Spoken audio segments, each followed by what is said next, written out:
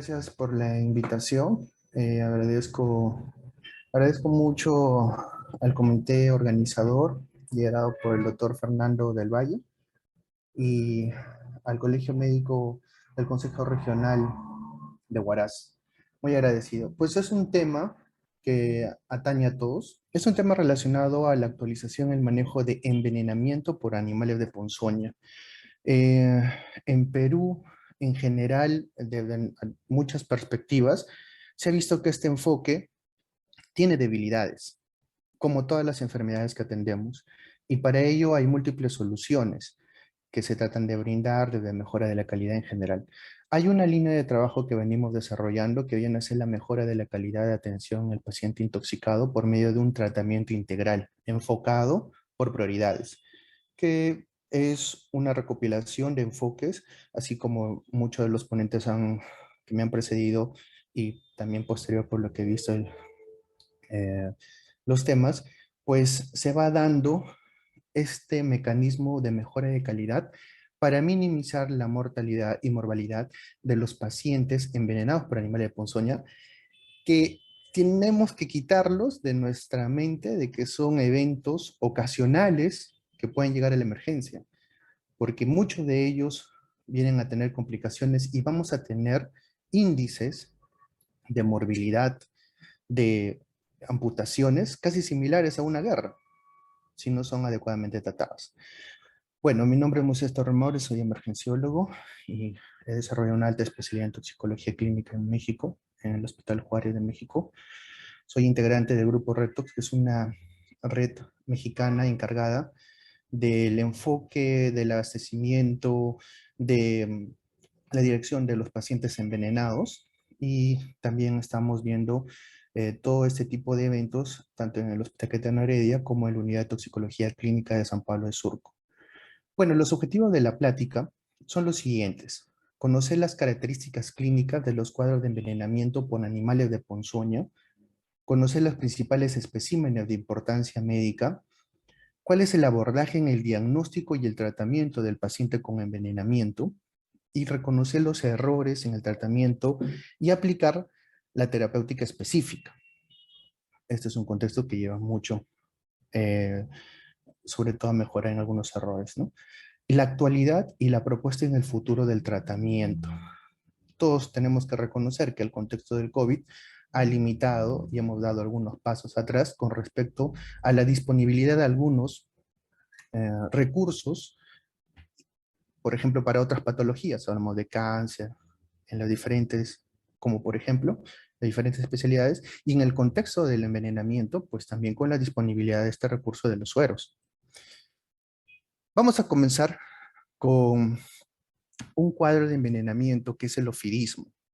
Y dentro de ellas, ¿a qué le llamamos un cuadro ofídico? El término adecuado es accidente ofídico, y este es un cuadro clínico consecutivo a la mordedura de serpientes venenosas, con la inoculación de sustancias tóxicas que lesionan los tejidos y provocan alteraciones fisiopatológicas de severidad variable en la víctima. Un párrafo que lamentablemente trae múltiples escenarios a actuar por parte de nosotros. No vamos a quitarnos y colocarnos una venda en los ojos y decir que todos los pacientes que llegan a nuestra emergencia son víctimas sanas, que no traen comorbilidades de base. El reto también viene a ser con personas vulnerables, ancianos, cardiópatas, diabéticos en general, poblaciones extremas de la vida. Entonces, este escenario se va diversificando y nosotros tenemos que enfrentarlo. Pues a nivel mundial, viene a ser uno de los principales pilares como salud pública dentro de lo que es el manejo de estos cuadros de ofidismo. Hay múltiples cifras que llaman mucho la atención y fundamentan que es uno de los primeros trabajos que se tienen que hacer a nivel mundial, enfocados en el esfuerzo de disminuir la mortalidad. Se calcula que afecta a unos 5.4 millones de personas al año y la mortalidad aproximadamente está en 138.000 muertes al año, en un enfoque de un adecuado seguimiento epidemiológico que muchos de los países carecen en general.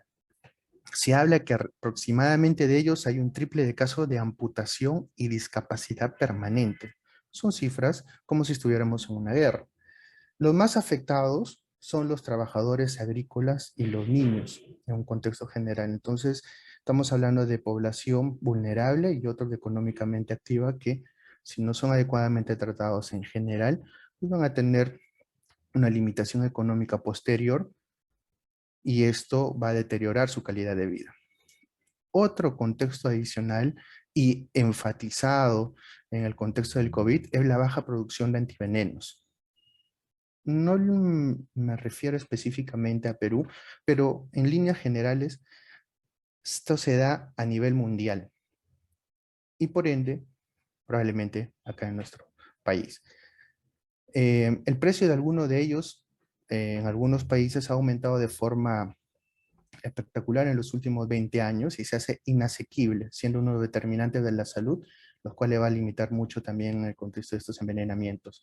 Afortunadamente acá en el Perú disponemos del suero, que es dentro de la línea de tratamiento como un antídoto para el veneno dentro de la ciencia, por así comentar como lo vamos a ver, pues es uno de los primeros eslabones que ya se ha mejorado muchísimo por las múltiples complicaciones en general que se ha presentado. Entonces, es muy importante estar a la vanguardia con respecto a estos antivenenos. La importancia no solo en tratar al paciente, porque recordemos que son, y ese es el término de accidente ofídico, porque es un accidente. Nosotros no somos las presas de las serpientes.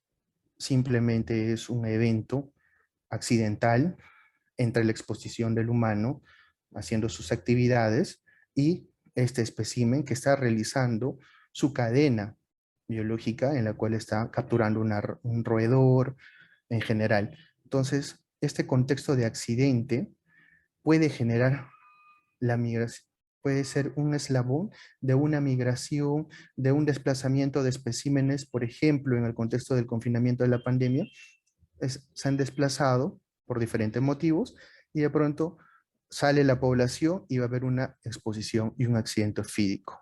Donde hubo uno, probablemente puede haber otros. Entonces, no solo tratar al paciente, sino de verlo de manera integral, la prevención, la mejora en la educación, el empoderamiento de la comunidad y la eficacia de la respuesta inicial es importante. Garantizar efectivamente un acceso a tratamientos seguros, eficaces y asequibles, como los antídotos y la atención médica auxiliar. Hablando un poquito de epidemiología con respecto al ofidismo, pues tenemos dos términos muy importantes y lo menciono en esta lámina porque de eso se trata. Se trata de hacer el reporte epidemiológico y tenemos dos contextos. El caso probable, que es un reto en la emergencia, que es toda persona mordida por una serpiente en áreas donde existen especies venenosas, y el caso confirmado, el caso probable, en el que se comprueba la mordedura por serpiente del género Botrops, Crotalus, Lachesis o Micrurus, y otras especies de serpientes venenosas que se instalan en cuadros de descompensación hemodinámica y síntomas neurológicos o de dermonecrosis. Este contexto en general es de la literatura peruana, un poco más ampliada a nivel internacional, pero nos da a conocer que nosotros ya contamos con una fauna identificada, como es el género Botrops, Crotalus, Lachesis y el Micrurus. No es Omicrurus, sino y el Micrurus. Y otras especies de serpientes venenosas. Entonces nos hace ver que puede haber otras serpientes que pueden entrar con el contexto, y eso no es un descubrimiento, ustedes saben, el contexto también del tráfico ilegal de especímenes, pues el desplazamiento de algunos animales exóticos, por ejemplo, de diferentes lugares que se desplazan de nuestras fronteras a llegar a Lima para luego la exportación ilegal, pues traen especímenes que les causa esas características de tener un color hermoso a la vista, pero en general son muy venenosos, entonces de exposiciones. Y por eso se hace este acápite. Hay indicadores de vigilancia epidemiológica, como son tasas de accidentes ofídicos, la tasa de letalidad de diferentes especies. Con un reporte epidemiológico con, que hay que trabajarlo un poco más, hablo desde el puesto más alejado, se mencionan estas cifras. Departamentos como Loreto, San Martín, Ucayali y Amazonas son los que principalmente han tenido este contexto de accidentes ofídicos, cuadros de ofidismo. Y Ancash, lo traigo acá también, está resaltado en rojo. El 2016 tuvo 5 casos, 2017 6 casos, 2019 2 casos y 2020 un caso.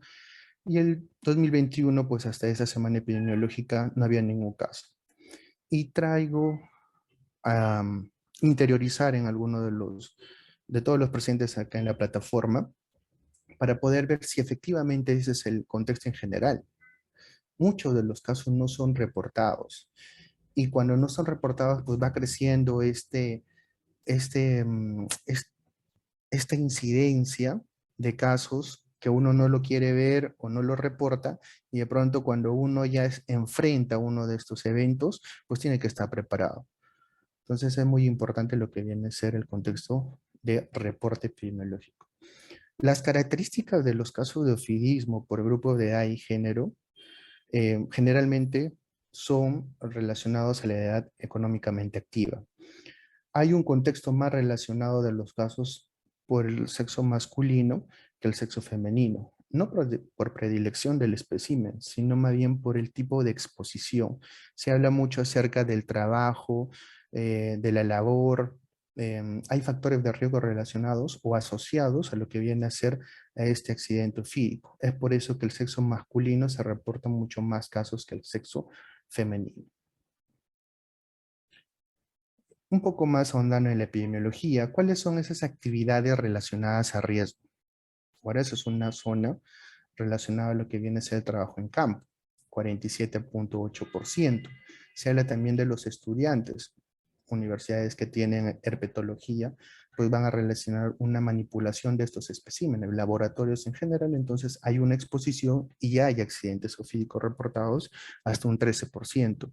En el domicilio, 8.7%. Recordemos que estos especímenes no se encuentran estáticos. Uno puede verlo distribuido tal vez en un mapa del Perú y se hace un sombreado en general de su territorio donde son mayormente reportados, o sea, es decir, van a buscar a los especímenes y se reportan en ese lugar, pero el contexto es muy dinámico. Por diferentes contextos, estos especímenes se van desplazando. Busca de alimentos, en general, cambio climático, muchas cosas, y va haciendo mayor esta interacción. Por ello, hay que estar enfocados en este tema. El grupo etario, según este autor, pues de 18 a 59 años de edad, mayor número de casos en los meses lluviosos, un horario en particular de 9 a 12 del día y de 17 a 20 horas. El sexo masculino, como logran ver también en este caso epidemiológico, de reporte epidemiológico, el 66.3% es varón y relacionado a esta actividad. ¿Cuáles son los lugares en los cuales se ven las inoculaciones de veneno? ¿O dónde salen las mordeduras? ¿En qué sitio anatómico? La literatura a nivel mundial concuerda en que son en las extremidades, tanto superiores e inferiores, pero depende mucho de los especímenes dónde va a ser mayor el ataque.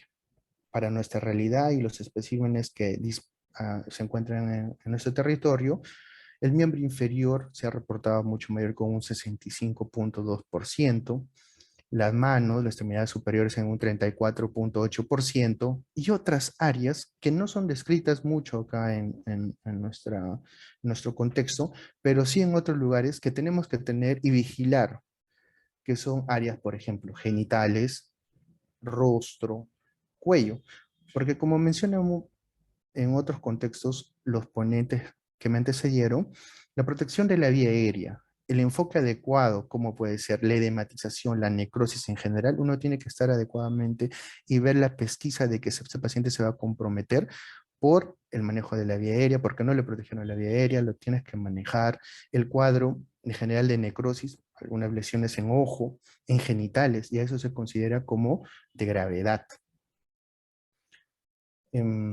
Un poco más para enfianzar, la agricultura, el miembro superior, el miembro inferior, dependiendo de estos cuadros.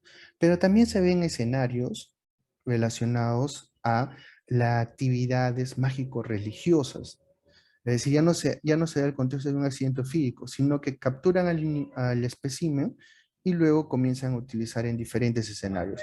La manipulación para que vienen a hacer, por ejemplo, la venta de lo que son la grasa de estos animales, que no hay ningún informe científico relacionado adecuadamente a algún beneficio. Incluso algunos hacen una trituración de los huesos de los animales y lo venden. Y otros, en otros contextos relacionados a este saneamiento en general. Quiero compartir con ustedes, y este cuadro igual se da, es que la mayoría, por ejemplo, en Lima se piensa un accidente físico que llega al Hospital Cayetano Heredia, muy poco probable, pero no es así. Hemos tenido temporadas relacionadas, así como lo demuestra epidemiología, que hasta en un mes hemos tenido 10 pacientes con mordeduras de serpientes y un grado de envenenamiento. Entonces, no estar alejado de este escenario. Si no hay reportes, hay que buscarlos y probablemente ahí se encuentren los casos. Porque detrás de esa celulitis que no hay un tratamiento, que el agricultor está realizando sus actividades y de pronto va, siente un piquete y todo lo atribuye a que es un matorral en la cual había una espina y de pronto siente un pinchazo y se retira a su casa y va con cambios necróticos, en general le dan antibiótico y demás, y el paciente es hipotensa, tras ese sepsis shock refractario, puede estar relacionado a un contexto de mordedura. Son personas que van a hacer sus necesidades al aire libre, peruanos, y de pronto sienten un piquete y lo asocian a que es una rama de un árbol en general, y de pronto comienza a tener necrosis de esa área. Ese tiene que ser un enfoque, un diagnóstico diferencial. Dentro de los especímenes que nosotros tenemos en Perú, hay dos familias de serpiente venenosa. La familia Viperidae y la Elapidae. La Viperidae tiene sus características, por eso están clasificados en una familia. Nosotros disponemos de la Crotalus la Botrops, Botriechis, Botriopsis y Botrofias, y la Lachesis muta. Todo eso es de familia Viperidae. Del Crotalus pues más conocido como cascabel, del Botrops el jargón de la selva, y la Lachesis muta muta es la chuchupa.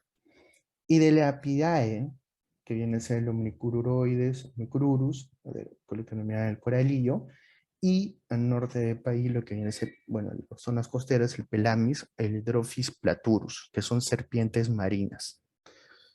Llama mucho la atención las características con respecto a la coloración, ¿no? Que justamente eso hace que esa población, que de por sí ya pacientes pediátricos tienen una exposición a estar metiéndose todos lo que encuentra, van identificando su entorno, le llama mucho la atención los colores, se coloca la pisana en la boca, la lejía en la boca, pues también ocurre con estos especímenes, le llama mucho la atención el color amarillo, rojo y negro, y de pronto se acercan, lo manipulan, y es el cuadro para el cual no hay antídoto en este momento.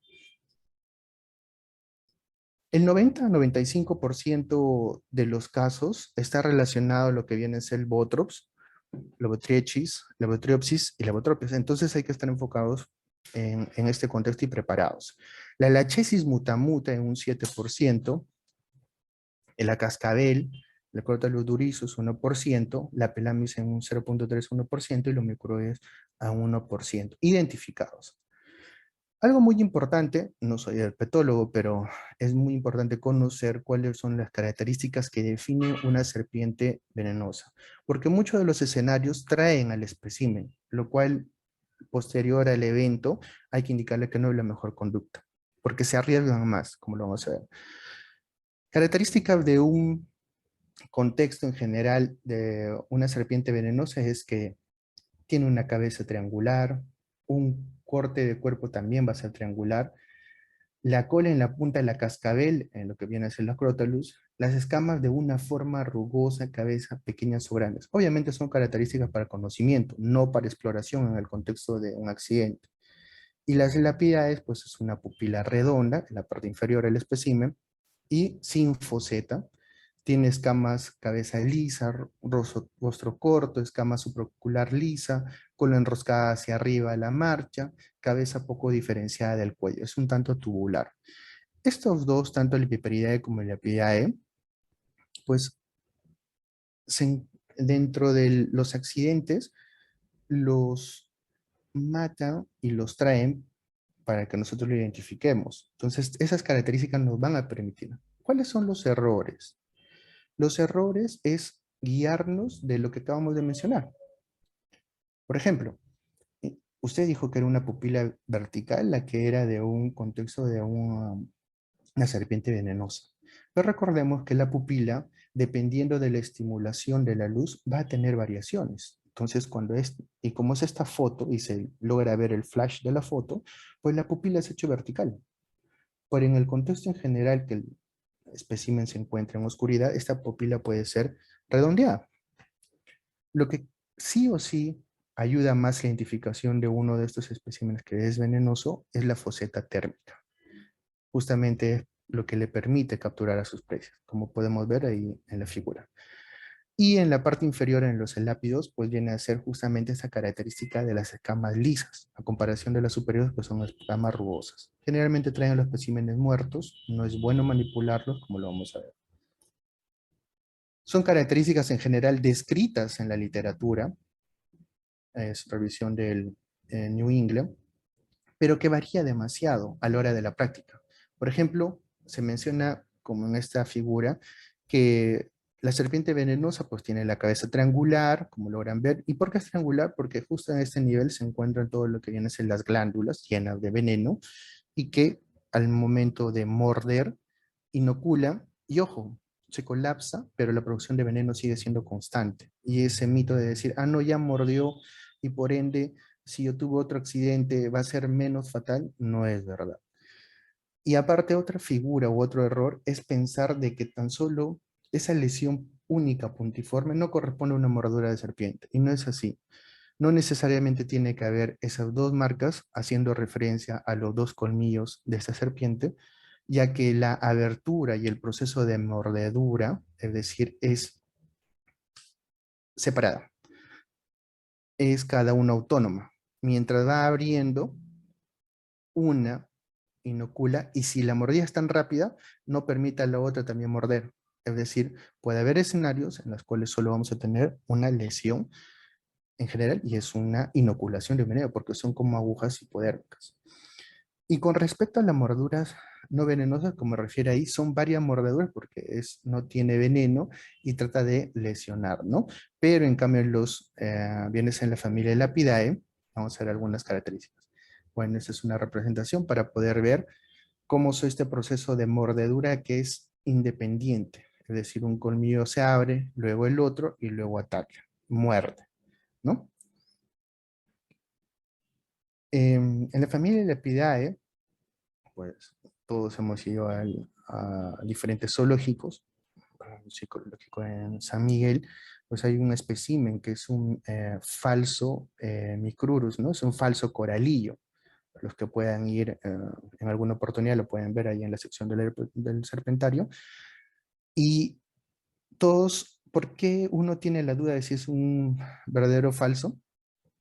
Justamente, pues que la serpiente en la parte inferior, como logran ver, en lo que viene a ser el falso coral, no complete el anillo completamente. Hablo del anillo de coloración.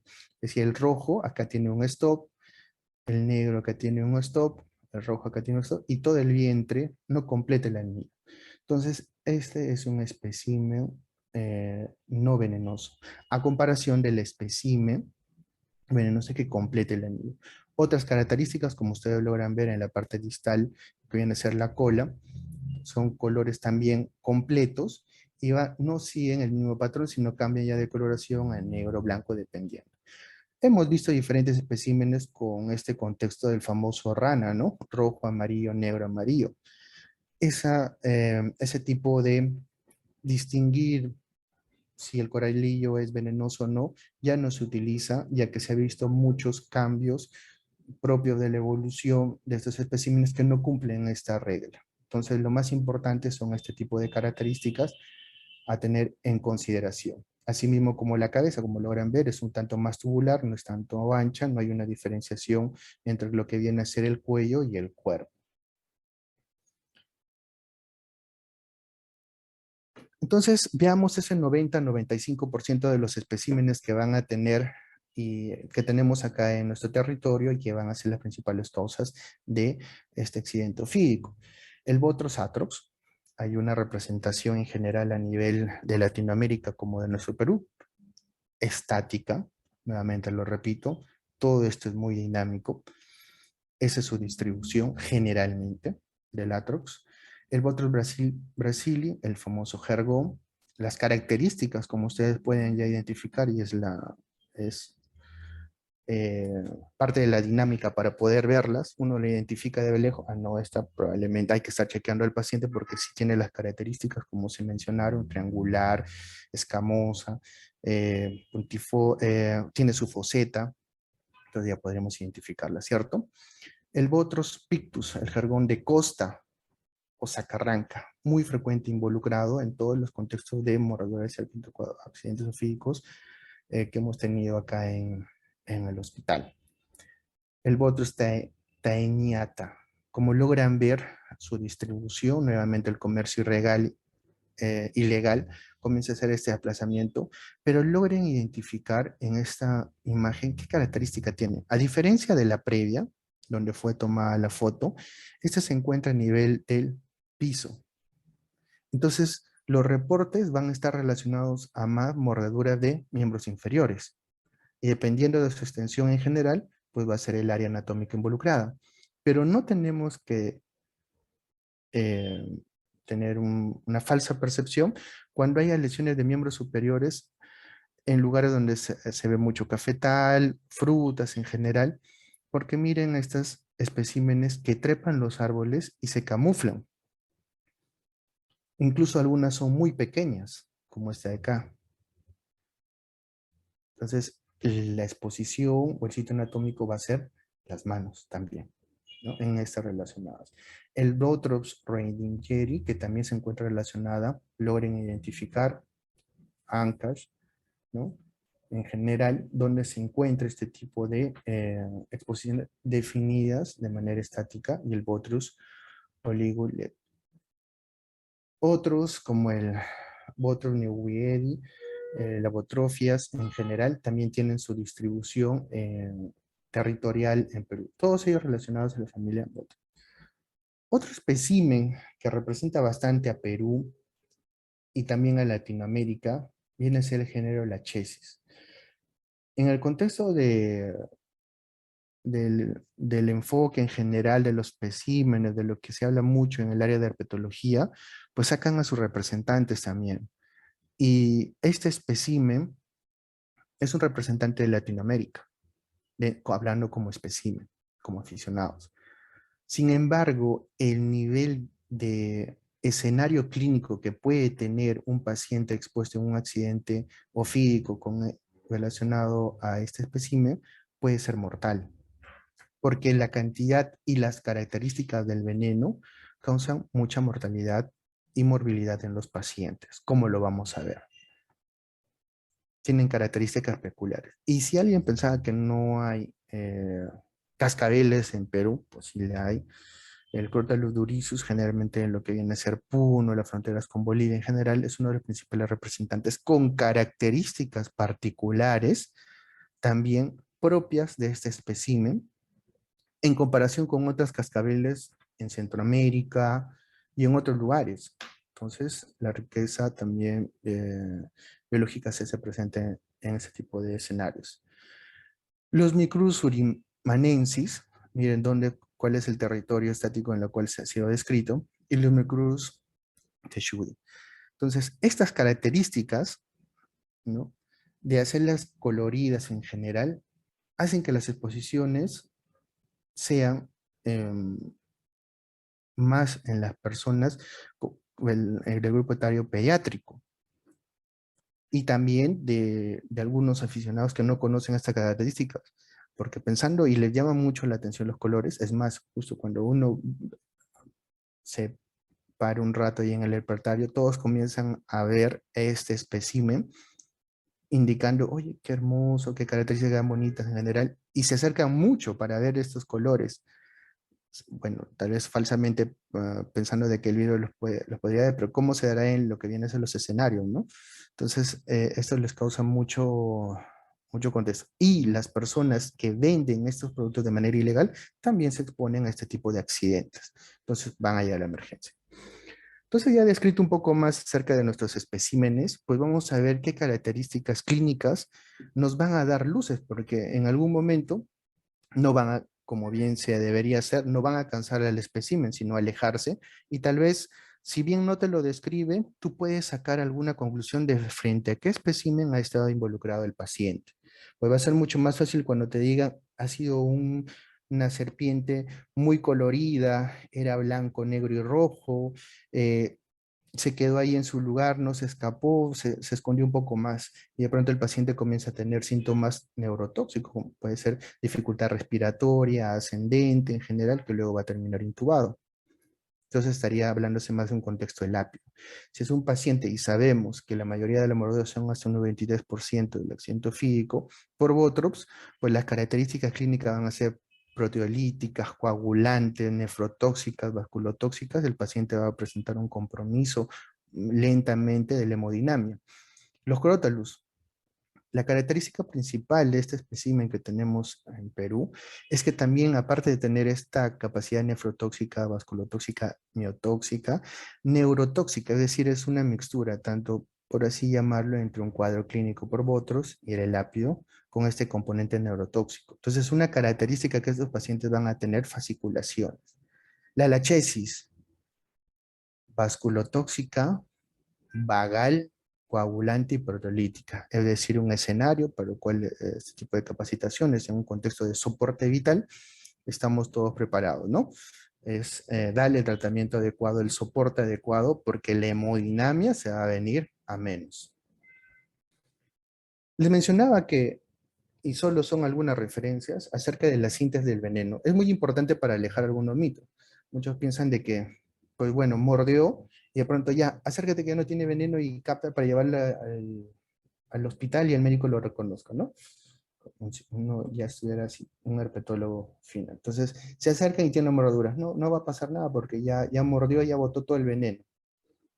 No es así. Hay una fase de síntesis del veneno, una fase rápida y una fase de concentración del veneno que le permite cazar a los demás especímenes que son parte de su cadena alimenticia, pero se produce nuevamente el veneno. Y dependiendo también de cuántas mordeduras, pues vamos a tener mayor compromiso relacionado a cualquiera de los especímenes que hemos comentado.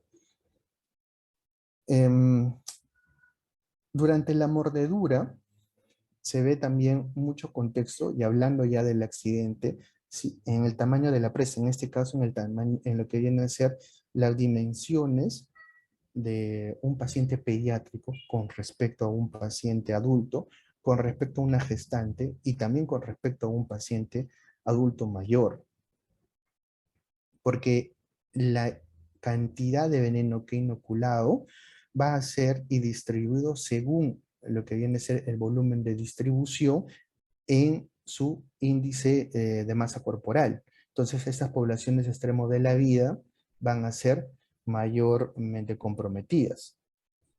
Los componentes del veneno ya los hemos mencionado, pero rasgos específicos que generalmente van a ver mucho en la literatura, hay que relacionarlos. Y nos va a servir para la mayoría de estos escenarios de envenenamiento por animales de ponzoña. El daño a tejido local, palabra clave, fosfolipasa 2.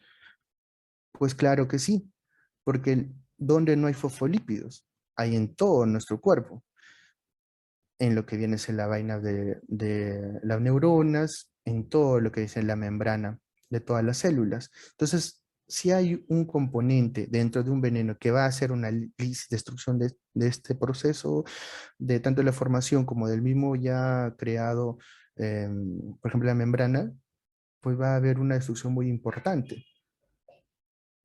Las metaloproteinasas que van a abrirle el campo para que la fosfolipasa pase a mayores compartimientos de otros tejidos. Entonces el daño a tejido local va a ser mucho más amplio de lo que uno puede ver. Y ahí viene a ser también otro error muy importante donde vamos a ver, por eso lo menciono, la fosfolipasa que hace la destrucción y la metaloproteinasa que le permite avanzar en todo ese intersticio para que el veneno siga ingresando. Por eso algunas conductas dicen, no, vamos a succionar la herida. No va a funcionar porque ya estos componentes del veneno ya se encuentran ahí, e incluso, por ejemplo, la metaloproteinasa ya ha permitido, ha abierto, ha diluido diferente intersticio para que el veneno sea mucho más, ingrese a mayores compartimientos. Va a haber efectos en la coagulación, efectos sobre las plaquetas y un efecto neurotóxico muy importante dependiendo de los especímenes. Pues, en línea general, la patogénesis de la necrosis que presentan nuestros pacientes está dado por la inoculación del veneno, estas enzimas del pipérido, en este caso, anaerobios en algún momento referidos por un contexto de contaminación o propio de lo que viene a ser el contexto de mordedura en algunos especímenes, no en todos, o una infección sobreagregada, va a generar un síndrome hemorrágico, una trombosis vascular, por ende una hidrólisis del tejido, una gangrena, y esta puede ser una infección secundaria. Es decir, en el contexto de la mordedura, una conducta inadecuada, como es el succionar la herida en el contexto de luego eliminarla, con los anaerobios que tiene en la boca, pues van a generar una infección secundaria o una manipulación en algunos contextos. Otros mecanismos de inflamación, obviamente, que son evidenciados en los pacientes por la activación de plasmina, histamina, citoquinas, todas relacionadas al veneno por esta capacidad de proteasas y fosfolipasa A2, que va a ser el mecanismo de la destrucción. Y este contexto, la coagulopatía inducida por consumo, que es diferente al famoso CID. ¿Por qué motivo? Porque el mismo veneno va a tener diferentes sustancias que van a actuar en nuestra cascada de la coagulación, algunos como activadores y otros como inhibidores. Y dependiendo de las características del veneno, algunas van a eliminar ciertos pasos que no van a permitir una coagulación adecuada y otros, dependiendo, como les digo, del veneno, en este famoso síntesis del veneno, van a más bien a facilitar y el paciente va a no tener una adecuada coagulación de sangre y va a sangrar, y en otras más bien el fenómeno va a ser contrario, es decir, va a haber efectos protrombóticos y el paciente puede generar algunos compromisos distales en general, incluso hasta con trastorno hemodinámico. Son muy variadas, el contexto luego de ver cómo actúa el veneno, pues los escenarios clínicos. Pero sí no olvidar de que también, como estaba viendo el día de ayer, dentro de todas las hemorragias que uno puede identificar, por ejemplo, la hemorragia intracraneal, ¿no? Hay un acápite muy importante que colocó el colega que viene a ser los tóxicos. Y lamentablemente siempre se piensa que un tóxico está relacionado también al envenenamiento. Son términos muy diferentes. Envenenamiento generalmente involucrado al contexto de seres vivos, por ejemplo, me envenenó la mordedura de la serpiente, el envenenamiento por la mordedura de un Loxoceles, por un lepidóptero, ¿no? Ese es envenenamiento. Intoxicación es un producto químico, es decir, cocaína, marihuana, anfetaminas. Entonces, este contexto varía. Y pensar que nuestro paciente que viene en el contexto, por ejemplo, de un trastorno hemodinámico por una mordedura de uno de estos especímenes, hay que estar muy alerta de los trastornos de coagulación, como lo hemos visto. Algunos van a sangrar y otros van a tener efectos protrombóticos. Dentro de los que van a ser estimulados a tener sangrado o hemorragias, pues hay que ver la parte del sistema nervioso central, disminución del estado de sensorio, déficit neurológico focal de manera espontánea, abrupta, hemorragia menor. Las mujeres está sangrando por la vía vaginal y le toca, está menstruando, no, el sangrado apareció. Tenía que ser epistaxis, hematuria, sangrado gingival en general. Obviamente estamos frente a una emergencia. Estos componentes que les presento, en general con las imágenes, representan de a qué cuadro clínico va más involucrado lo referente a un accidente con el ápido, es decir, los micrurus en general. Va relacionado a cuadros de debilidad muscular, que son explicados por una excesiva liberación de neurotransmisores, una sobreestimulación de la placa neuronal y la presencia de fasciculaciones de 5 a 7 horas posterior al evento. Entonces el paciente va a tener esta debilidad ascendente con mucho compromiso de la pared, de lo que vienen siendo los músculos respiratorios en general, el colapso respiratorio, tosis palpebral en general. Estamos frente a un escenario de un micrurus. Y ojo, el micrurus, como logran ver en algunas imágenes, no tiene la característica de dejar lesiones dérmicas.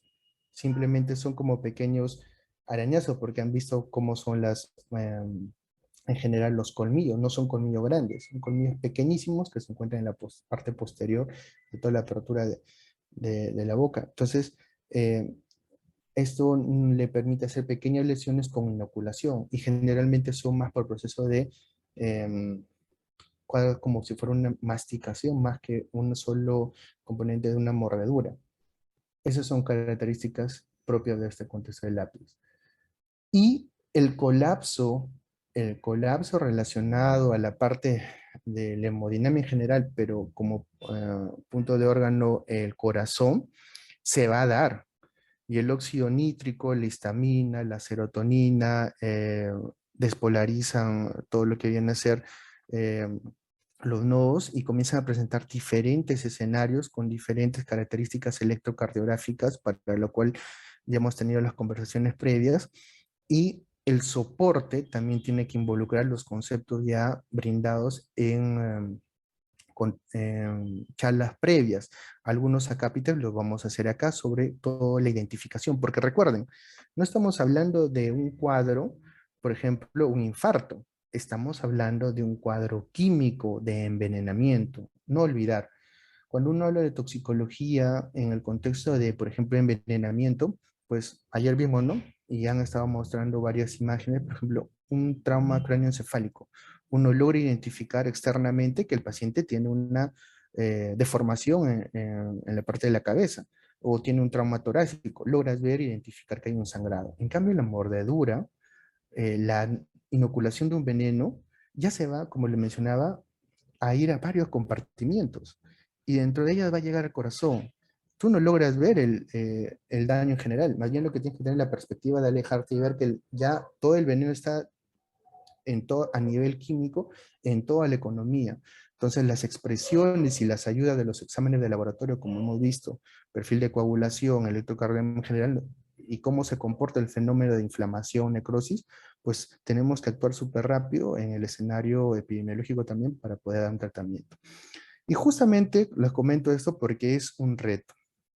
En algunos escenarios, otros incluso algunos son fáciles. Es identificar que estamos frente a un cuadro de fidismo. Primero, sabemos y hemos visto algunas imágenes del Perú con algunas representaciones esquemáticas estáticas, pero también identificar si nos traen el espécimen, ya lo saben por lo conversado, las características en general, los van a traer, se los van a presentar. Lo traen en una botella, lo traen en una bolsa, ¿no? Algunos lo colocan incluso hasta en ron, en cañazo, y eso te la traen. Y tú ves la foseta, ah, ok. La clínica, ¿cómo se va comportando? ¿Es algo más neuropático? ¿Es algo más relacionado con mayor destrucción muscular? ¿O es más relacionado a un cuadro vagal, en estabilidad hemodinámica en general? Entonces, como mencionaba un expositor, pues tenemos ahí, pero surgen las dudas y hay que estar involucrados en estudios de laboratorio para poder ayudarnos tanto para determinar el contexto clínico como diagnóstico y también ver cómo va nuestro tratamiento, cuáles son lo que tenemos que solicitar. Un hemograma para ver lo que son las plaquetas, la hemoglobina, reticulocitos, los tiempos de coagulación, el fibrinógeno, el CK, es muy importante verlo.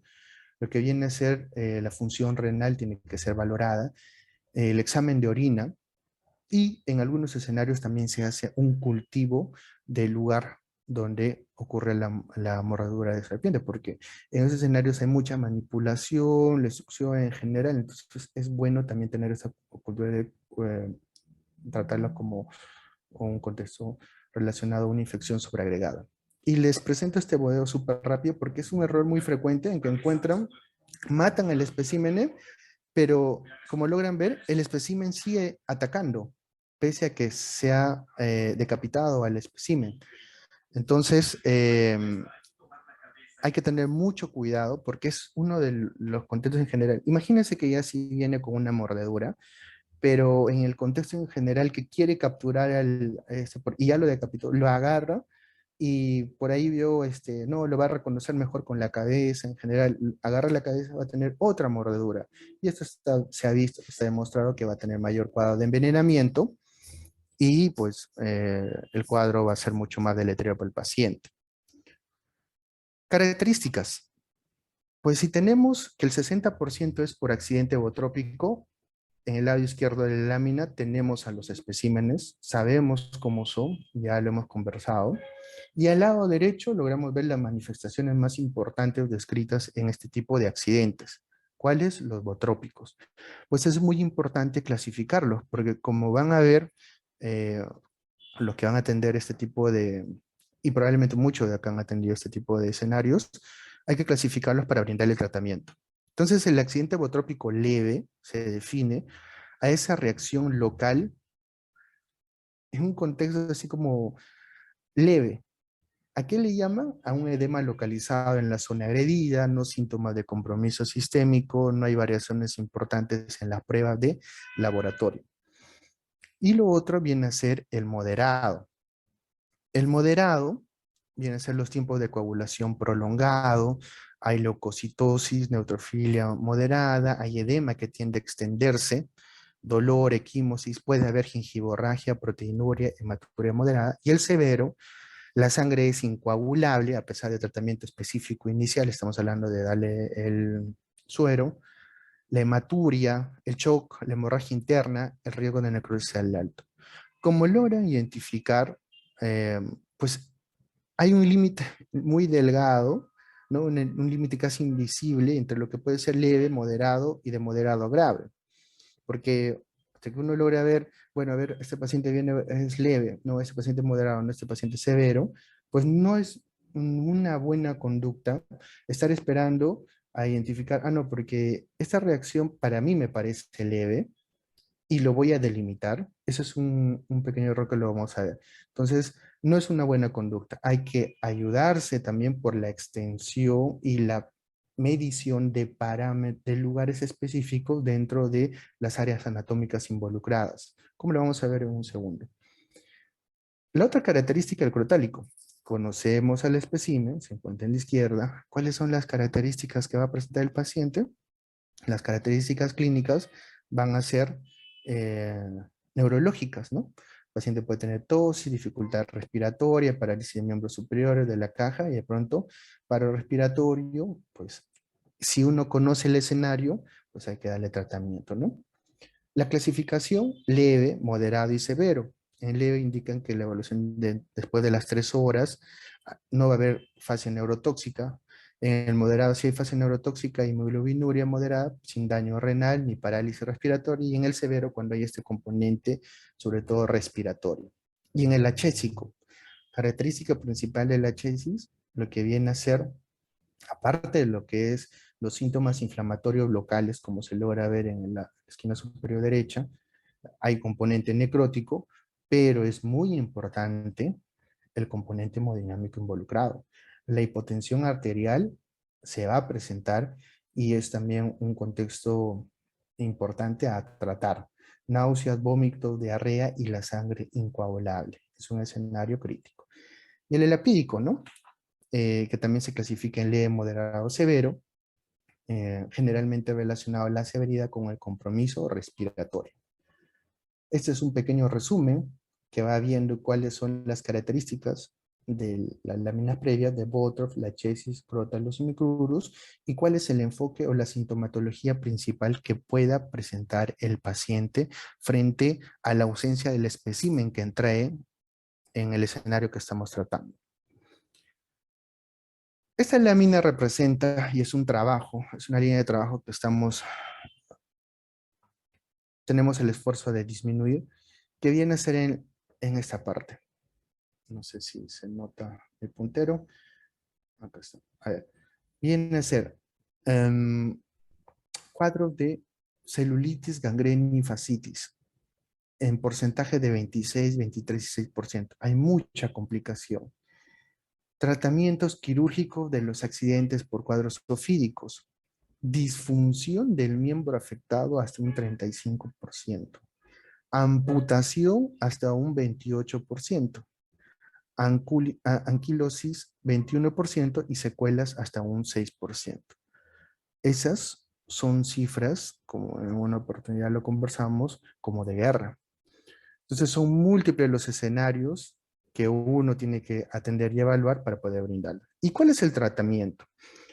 Pues el tratamiento va yendo de la parte prehospitalaria hasta hospitalaria, dentro de la reanimación. Primero a todo paciente intoxicado o envenenado, lo que nosotros estamos preparados y hemos estado viendo las actualizaciones hasta el día de hoy, el ABCDE.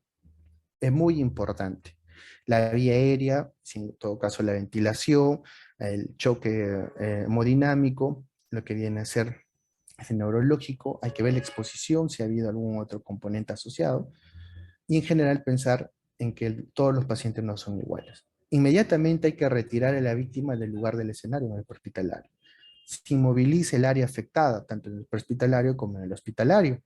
Hay que colocarle un vendaje para evitar que esté moviendo y mayor circulación y mayor eh, distribución del veneno, ¿no? Una posición neutra, hay que retirar los anillos, los relojes, la ropa ajustada rápidamente, identificar estos escenarios donde está involucrado la cara, donde está involucrado los genitales, y lavado con abundante agua y jabón, ¿no? El vendaje y evitar que el paciente esté movilizando ese miembro es muy importante, por favor. Hay incluso algunos kits involucrados dentro del manejo de este tipo de pacientes. Ya están estandarizados para algunos escenarios. Estamos hablando de, por ejemplo, Australia. Algunos productos que no se ha demostrado su eficacia, por lo que ya hemos comentado en las láminas previas, es, por ejemplo, estos equipos de succión tratando de hacer una similitud al proceso de succionar en el contexto, entre comillas, de chuparle el veneno y eliminarlo, ¿no? Que no funciona. ¿Cuáles son algunos errores? La forma de marcar en la zona del edema. El brindarle AINES como tratamiento analgésico, ¿no? Y no tener una asesoría. Entonces, lo que no se debe hacer es puncionar, succionar o incisión en el sitio de la mordedura. No se tiene que utilizar torniquetes. Y si ya lo utilizaron, pues valorar cómo se encuentra la circulación en la parte distal. Y si se encuentra bien, no retirar el torniquete, sino administrar el suero que disponemos y luego recién retirar el torniquete. Porque si uno retira el torniquete, el veneno se va a distribuir y se reporta la mayoría de colapsos circulatorios posteriores a ello. Entonces, primero se administra el veneno y luego se retira. No se utiliza ungüentos, líquidos, cremas en el sitio de la mordedura y no administrar remedios que no tienen pues validez en general, ¿no? Una validez adecuada. No colocarle huevo, no colocarle en general, que las personas lo hacen. Por eso es la parte muy importante. Entonces, hablamos mucho de la medición de los perímetros. Se mencionaba, por ejemplo, que la medición de los perímetros, la muy clásica imagen es de que le hacen unos puntos equidistantes en general, delimitando la zona involucrada con cambios externos de la piel que uno puede inferir de que es el área de compromiso, ¿no? Por ejemplo, en esta, como logran ver, acá tiene una línea entrecortada y otra línea. Es la medición con la que llegó con nosotros. Entonces, para el prehospitalario o para la persona que utiliza este método, pues da la impresión de que el componente de la mordedura está localizado solo en este contexto anatómico, pero no es así. El contexto anatómico ya migró. Y de pronto uno lo va viendo solo acá en la figura y miren acá.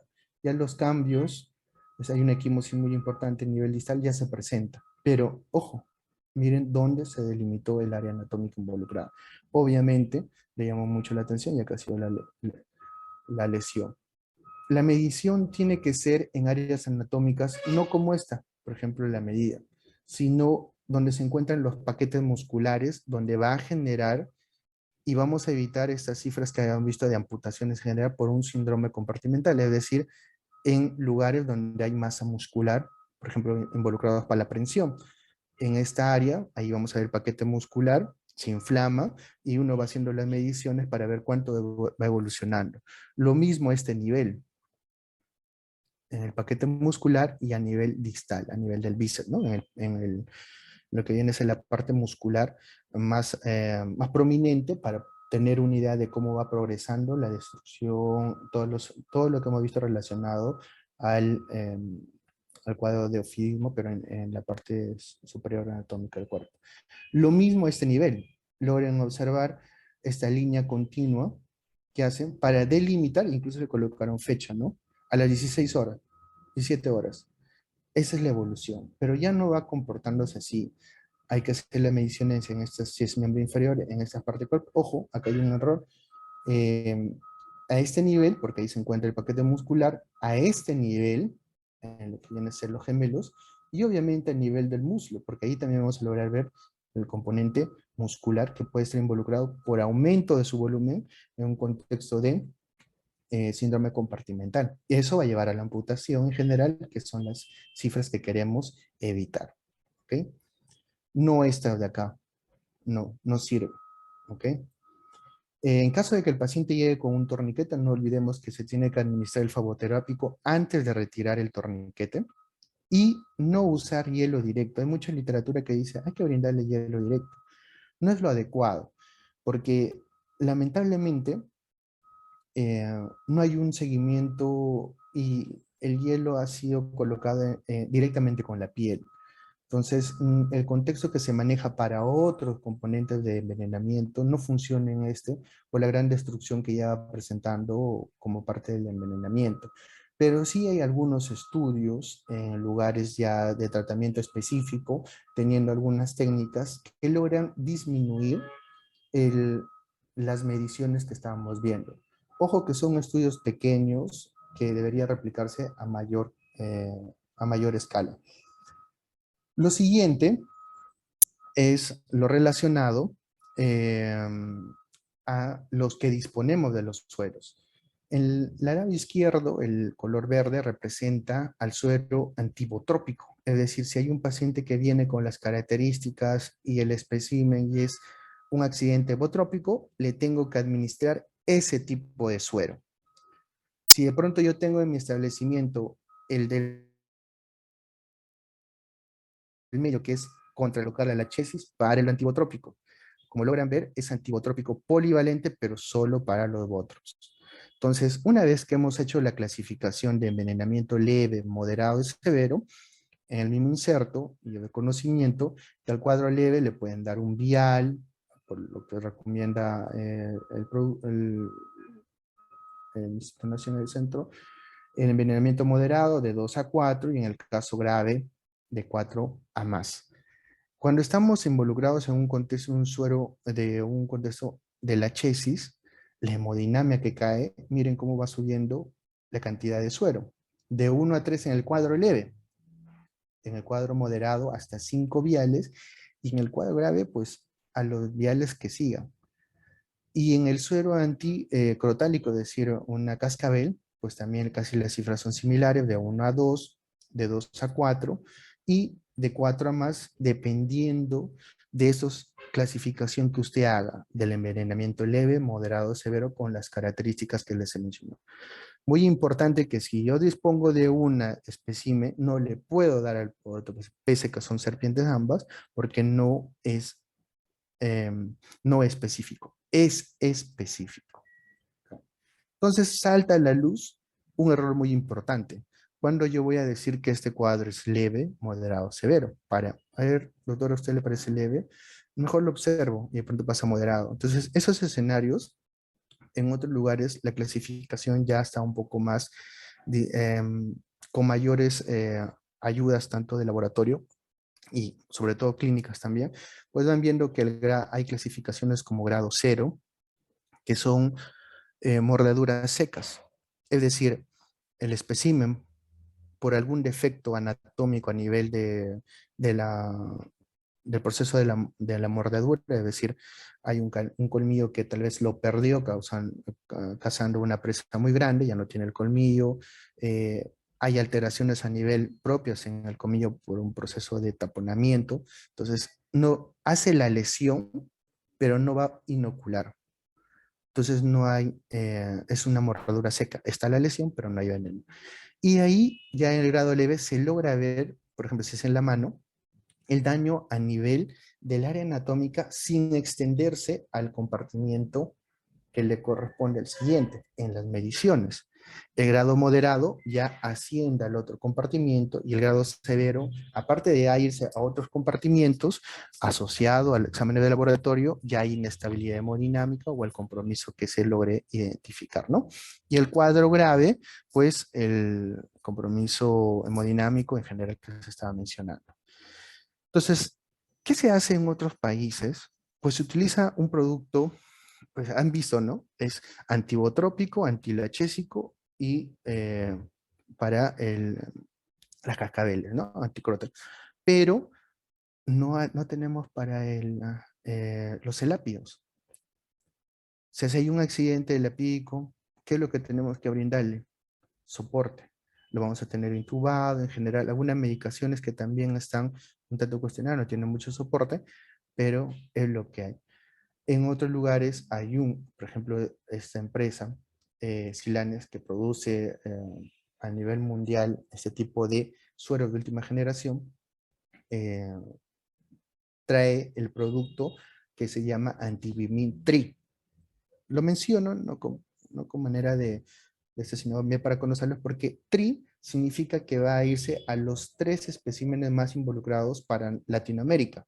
Es decir, se le administra y ya no, a ver, voy a ver, este espécimen puede ser, la necrosis está perdiendo tiempo ahí, administralo, porque está tanto para el botros, para la chesis y el procrótalos. Entonces, ayuda bastante, ¿cierto? Entonces, para adultos, para niños, y ojo, que varía un acápite muy importante que hay que tenerlo en consideración. Y no todo en medicina está escrito, sino que en la práctica diaria hay que tenerlo en consideración. Para los adultos, por ejemplo, de 3 a 5 frascos, pero nótese que para los niños son de 6 a 10. Entonces, ellos se manejan en base al volumen de distribución, es decir, a la masa corporal del niño con respecto a la del adulto y la inoculación de la cantidad de veneno. No va a ser lo mismo en un adulto que un niño por las dimensiones en general de masa, ¿no?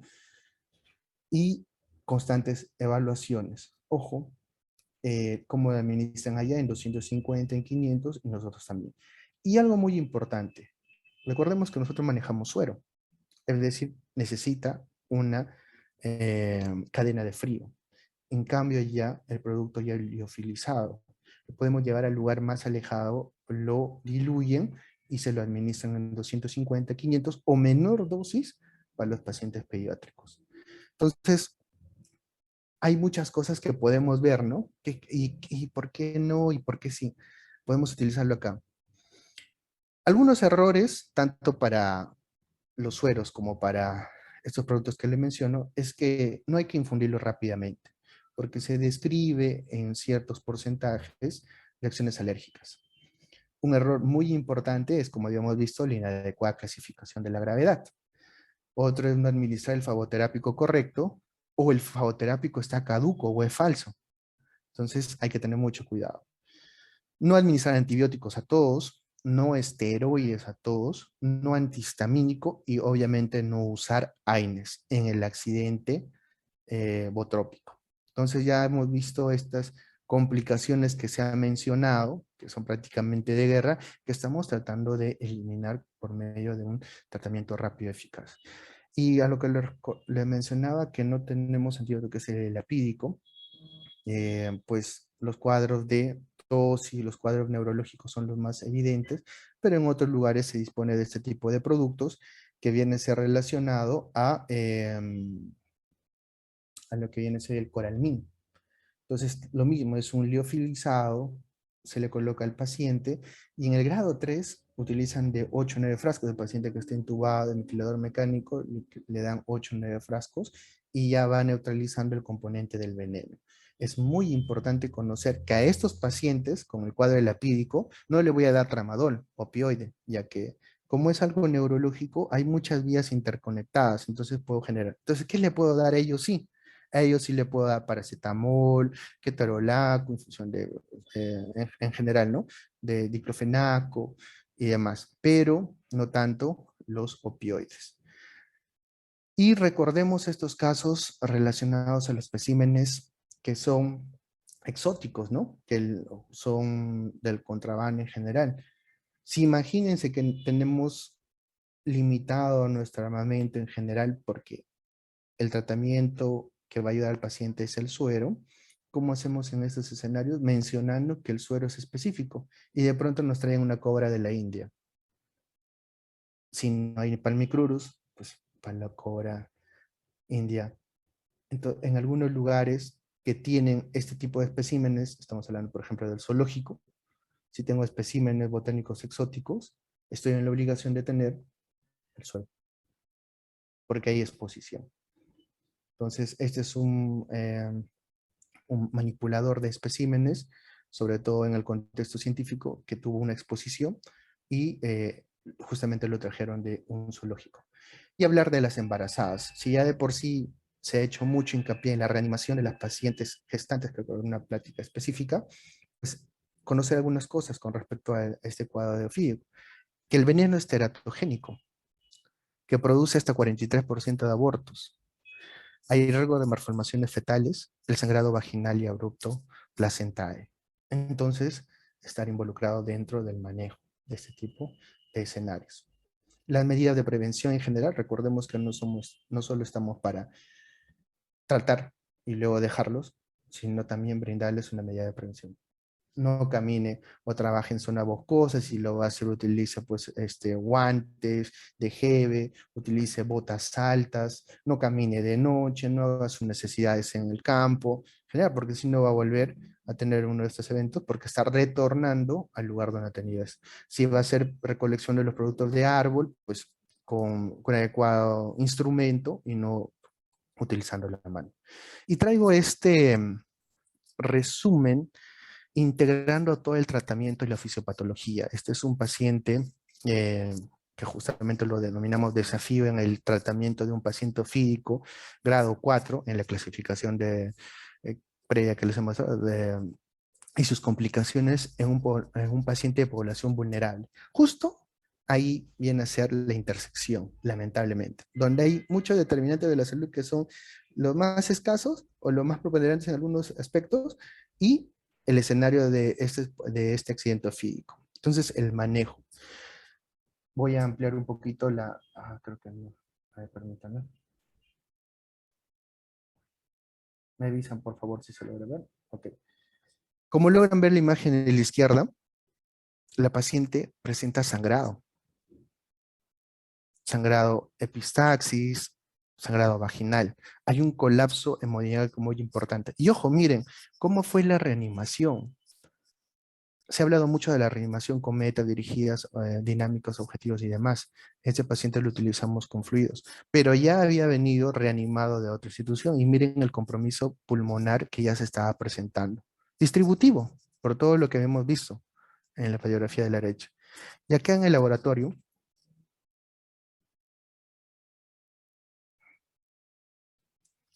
algo muy importante. En el gráfico 1, pues la línea azul viene a ver cómo se comportó los tiempos de coagulación. Están en ascenso. Y esa flechita blanca viene a ser el tiempo de administración del suero. Entonces, por si acaso, un trabajo que hicimos. Se le administró el suero y miren cómo ya todas estas cifras hicieron el stop y cayeron. Cayeron durante el tiempo. ¿Y cómo se comportó la hemoglobina? Están viendo la gran pérdida que está teniendo la paciente y la hemodilución. 16, 12, 10, 7.7. Transfusión en general. Y el INR también que tuvo sus cambios. Y habíamos dicho que no solo esa parte, sino que también la parte renal. Urea, creatinina, ¿cómo se comportó? La urea, hubo compromiso renal. La creatinina, pues, como es lenta, en todo caso, también tuvo esta conducta. Y los leucocitos, ojo, el boom, pero sin infección.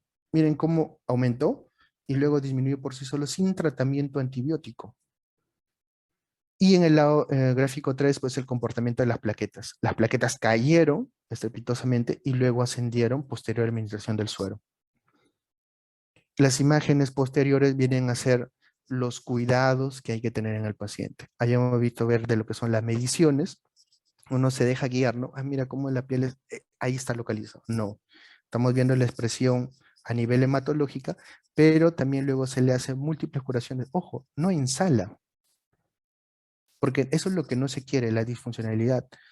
Esa paciente ha tenido una gran inoculación de veneno, encima hay cosas que ver en la reanimación, pero miren, se le ha hecho una curación in situ por este comité de heridas. Entonces, la paciente nunca lleva amputación. Bueno, 5 minutos que gané de la exposición previa solo para comentarles algo referente a cuadro del luxocelismo. El luxocelismo también viene a ser un envenenamiento por un animal de ponzoña. Es un cuadro muy frecuente, catastrófico, lamentablemente si no es identificado. Hay que ver de que no todas las arañas, y este es el objetivo de la imagen, es que no todas las arañas de color marrón son luxoceles, por favor. Entonces, ¿a qué color vio usted? A una araña marrón. No, no todas son luxoceles. Hay múltiples simuladoras de ello que hay que tener mucho cuidado en la identificación. Entonces, ¿qué nos va a ayudar? Nos va a ayudar el comportamiento clínico. Algunas cifras muy importantes a tener en consideración, incluso hemos llegado a 1916 reportes en el 2019, en el 2020, 957 reportes de loxocelismo. Hay mucho subdiagnóstico y en todo caso, en otro contexto, sobrediagnóstico. Eh, Estas son las cifras: Arequipa, San Martín, Lima, Amazonas, Ayacucho, Cusco, y también se encuentra Ancash. Entonces, ahí está en el top 10, está involucrado en conocerse. Si uno piensa que el luxosocialismo solo es a nivel de costa, el luxosocialismo se encuentra en casi todo el planeta. Entonces, la población nuevamente está involucrada y la económicamente activa. Y nuevamente nos vamos al veneno. Como ya lo hemos visto, lo de ofidismo se nos va a hacer mucho más fácil. ¿Qué contiene el componente del veneno? O también contiene lo que viene a ser la esfincomieliniasa o la fosfolipasa. Entonces, este componente del veneno es el que va a causar, como ya lo hemos visto, componente de ofidismo, porque son similares, es el mismo compuesto, pero en diferentes venenos, la permeabilidad vascular que la va a incrementar, la respuesta inflamatoria en el lugar de inoculación, la agregación plaquetaria, la hemólisis y la nefrotoxicidad. Y también hemos mencionado la hematoproteasa, que habíamos dicho que esta ayuda a que ingrese más adentro de los compartimientos, o sea, le facilita el camino para que la fosfolipasa pase y haga mayor destrucción, ¿no? Esos son los componentes del veneno. Y aún así también tiene otras cosas, como alérgeno en el veneno, hasta un 25%. Y esos son reportes muy importantes, porque uno puede decir, wow, esta es una dermatitis. Ya, hidrocortisona y clorfenemina y unas tabletas para su casa.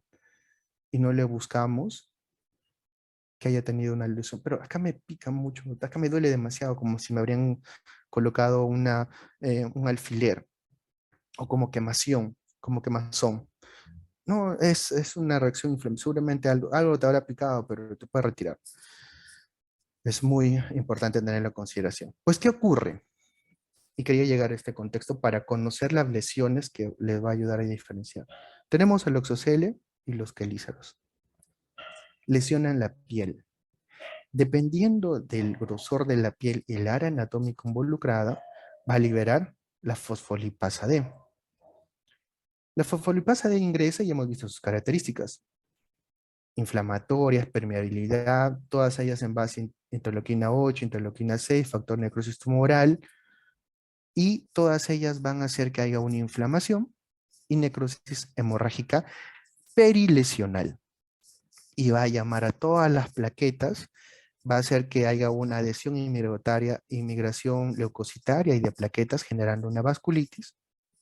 Y en la parte distal, más alejada, va a formar, por medio de las ceramidas, va a ser una formación de trombos. Y si hay trombos, pues va a haber un área pálida. Con todo lo mencionado, pues, ¿qué se produce en la expresión clínica dérmica? Si habíamos dicho que hay una parte en la cual central, que está representada en la imagen izquierda, bueno, el punto no funciona, blanco, azul y rojo, ¿no? Rojo va a ser en la parte distal porque hay hiperemia y demás. Y donde se ha formado por medio de ceramidas el trombo, va a ser el área pálida. Y en el centro va a ser esa agregación de leucocitos y plaquetas generando vasculitis. Esa expresión clínica por medio de este mecanismo. Entonces tenemos a la llamada bandera francesa. Azul, blanco y rojo. Por favor, no olvidar esa característica. Pero no es sino cuando. Y si va formándose esta imagen, pues hay que conocer cómo va yendo esta imagen, ¿no? De 8 horas, la placa libeloide, ya sabemos por qué se forma así. De 1 a 3 días, la vesícula hemorrágica. De 3 a 4 días, una necrosis central, pero es una escara seca, seca. 7 días, escara seca. 14 días, escara seca. Mayor de 28 días, una úlcera que está remitiendo por una segunda intención. Esa es la evolución. Casi el 90% de los escenarios. Se nos hace más fácil con lo mencionado, loxoceles el de la izquierda, loxoceles de la derecha. ¿Y qué pasó con el del medio? No me cumple. ¿Y por qué no cumple? Porque hay una característica. Recuerden cómo actúa la fosfolipasa D y cómo actúa la metaloproteinasa. La metaloproteinasa abre el camino, por así llamarlo. Pero miren el área anatómica involucrada acá, área donde hay un poquito de grasa, el abdomen. Entonces, en esa área ya esta característica difiere. Entonces, en áreas anatómicas donde hay mayor compromiso, tejido celular subcutáneo, hay mayor acumulación, no se comporta así. Entonces, hay que tener un buen análisis del escenario. Esto es muy fácil, ¿no? Pese a que es una pierna con insuficiencia en general, pero se logra identificar. Y otro escenario, loxocelismo edematoso. No ven la lesión, pero tiene el edema del hemirrostro. Está descrito, los primeros fueron el colega de Chile, pero también nosotros hemos tenido un caso de este cuadro. Tenemos el espécimen, se asocia a la clínica, es en la, ¿dónde se va a formar el loxocelismo edematoso? Generalmente en cara, cuello y en genitales, generalmente. Entonces, ya sabemos acá los reportes, ese es un loxocelismo. ¿Y qué pasa en el escenario más mórbido? El exocelismo sistémico. Pues lo mismo, tenemos al espécimen, hacia la inoculación de la fosfolipasa D, pero de pronto agarra un vaso sanguíneo por continuidad, la metroproteinasa se pasó de la raya, avanzó mucho, llevó a la fosfolipasa, hay una exposición al torrente sanguíneo y ¿a dónde se va? A destruir todos los fosfolípidos. ¿Y dónde se encuentran los fosfolípidos? En las membranas. ¿En la membrana de quiénes? De los eritrocitos. Comienzan a deformarlos, hay una lisis, hay una falla renal, hay un mecanismo relacionado también a mucha parte del complemento y hay una lisis de los glóbulos. Hay una anemia marcada. ¿Y qué tenemos que hacer? Proteger al paciente. Darle una buena hidratación, porque lo más probable es que la falla renal se vaya a presentar. Cuando no es adecuadamente tratado, súper rápido. Y lamentablemente ha ocurrido en algunos escenarios. Entonces la falla renal, los cambios en coagulación, hay que tenerlos, que estar involucrados en seguimiento del paciente, por favor, por varios estudios. Otro error. Ah, mira, esta lesión es chiquita y parece loxoceles. Entonces el cuadro sistémico va a ser también relacionado a la dimensión de la expresión dérmica. No. Ustedes logran ver que esto ya ha pasado un poquito de tiempo y ya esta característica de la mordedura ya no es un cuadro local, es un cuadro dérmico porque la paciente está recontraictérica. Entonces, también tener en consideración. Y este punto, miren cómo es la evolución. En líneas generales, exposición, cuadro del oxocialismo, se pensó que no iba a evolucionar a más, de pronto llega con nosotros, miren cómo se compone el componente dérmico que va evolucionando durante los días, la vesícula, y ojo, la vesícula no sé, otro error también que quiero compartir con ustedes, otro error que no deben compartir con nadie en general, es el siguiente, no se realiza una incisión en la vesícula. Ya saben, el contexto relacionado a la cirugía plástica por una quemadura no es aplicable ni dentro del tratamiento, ni dentro de lo que viene es el contexto de las heridas. Ese es el mensaje. Le va a hacer, realizar la incisión cuando el paciente refiere a dolor, obviamente por la distensión como la presenta, o en una área como que puede exponerse mucho y puede generarle dolor en cada movimiento, incluso por sí lesionarse y eliminarse. Entonces, sin realizar mayor maniobra, todo ello va a eh, reconstituirse y en algún momento de manera fortuita se elimina y miren, se termina y ya la paciente no amerita otra conducta. Y si rápidamente actúas, pues como logran ver, no progresiona a otro componente. Pero lamentablemente, si es un componente, este fue un loxocelismo sistémico, colegas. Esta paciente llegó a una falla renal, muchas sesiones de diálisis en general, pero se mejoró bastante el enfoque de la reanimación, que no llevó a complicaciones como congestión, que llevó a ventilación, por ejemplo. Entonces se identificó, se llevó lo más rápido posible, pero aún así, pues por el mal tiempo y mal diagnóstico previo, o tal vez rápido, llegó así. Los, y si alguien tiene una cámara y quiere tomarle una foto, este también es otro mensaje muy importante. Termina la plática y de pronto, espérate, mencionó el color de la bandera francesa. Listo. ¿Pero será solo eso? No. Hay un estudio muy importante que viene a ser relacionado con nuestros colegas los dermatólogos en una gran revisión sistemática y nos da este famoso not reclus, que es una meotecnia. Not reclus que dice el número, pues la, la araña no nos va a venir, nos está mordiendo a cada rato y por diversión, generalmente solo es un ataque. Salvo reportes que tú hayas ingresado a una cueva y hayas entrado a un nido. Entonces, por defensa, la araña se defiende, te muerde una sola vez. Entonces, generalmente es una lesión. Ocurrencia en un lugar compatible. Eh, bueno, llegué a la casa de campo, me senté, encontré una ropa vieja, no quiero ensuciar esta ropa, me la coloco, ni siquiera la sacudo, de pronto, un piquete, de pronto una lesión, ya, eso no. El tiempo, generalmente en abril, octubre. El centro, si es un centro rojo, como hemos visto y ya se les ha mencionado, pues no es loxocelismo porque no cumple con la fisiopatología de las imágenes previas, esa imagen dinámica que se le mostró. Debe ser un área azulada, no rojo. No puede ser elevado. Como hemos visto en las imágenes, todos son planas. Claro, la vesícula se eleva, pero ven que es colapsable. Crónico no va a ser una lesión de 3 meses, no va a ser una lesión sobre todo muy rápido, va a ser una lesión que va a comportarse de una manera de una úlcera seca. Es una lesión papirácea, como mencionaba el doctor Madrigal.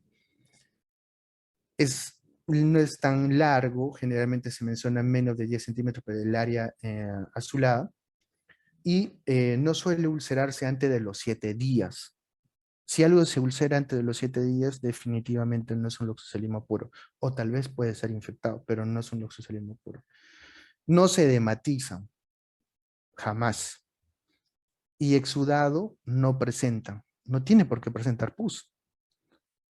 Entonces, esas características hacen el sobrediagnóstico y el infradiagnóstico de esa patología, lamentablemente. Entonces se piensa, no es, si es antibiótico en general, al final me resulta en escarectomía, no hay respuesta adecuada, y esos son esos casos. Entonces hay algunas cosas que nos van a ayudar, por ejemplo, la ecografía para ver si hay la colección de la vesícula, cuánto hay de profundidad, los exámenes de laboratorio, dependiendo si es un cuadro local o sistémico, y el diagnóstico diferencial, ¿no?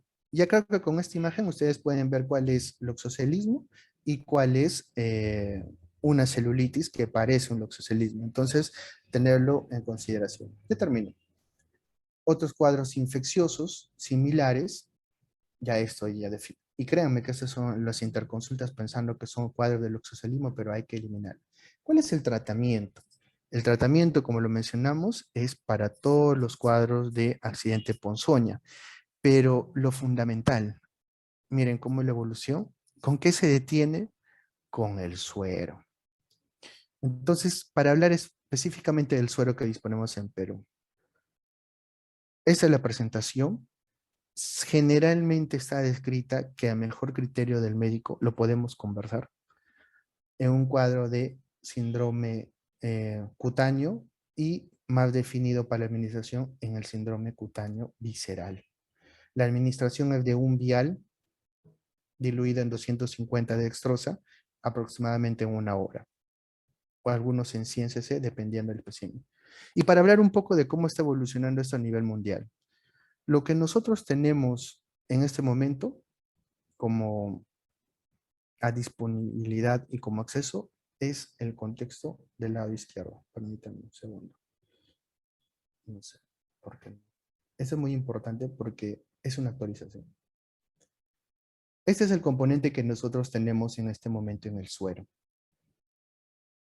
¿Qué se hace? Se inocula a un caballo el veneno, produce la inmunoglobulina, se hace separación e escisión de algunos enlaces y se dispone de un suero que va a neutralizar en esta región al veneno, a la fosfolipasa. Mayores evoluciones dentro de su purificación escinden o rompen otras cadenas con la intención de liberar la parte de esta inmunoglobulina que hace el trabajo, eliminando esta parte FC, o factor constante, esta de acá, que produce shock anafiláctico y todo lo indeseable de un tratamiento de un suero de última generación. Entonces, la evolución va yendo y hay múltiples productos. Uno de ellos, este famoso Reclusmin, que como logran ver en esta parte dice FAP-A2. ¿Qué quiere decir? FAP-A2, que solo tiene esta parte y ya ha sido retirada esta de acá, que trae los problemas relacionados a inmunogenicidad, incluso la enfermedad del suero, a tenerlo en consideración. Si uno trata adecuadamente a un paciente, rápidamente pues va a tener un desenlace adecuado y no un trastornos tal vez como un estrés postraumático, porque son lesiones dérmicas en algunas ocasiones que desfiguran al paciente. Entonces se le brinda el tratamiento y remite adecuadamente. Los niños, miren cómo va la evolución. Muchas gracias por la invitación. Es un tema muy largo. Espero que haya sido de su agrado. Me despido. Cualquier consulta tiene nuestras páginas y nuestros personales, porque también atendemos como asesorías. Obviamente no cobramos, es parte de nuestra labor, pero podemos asesorarnos sin ningún problema. Muchas gracias.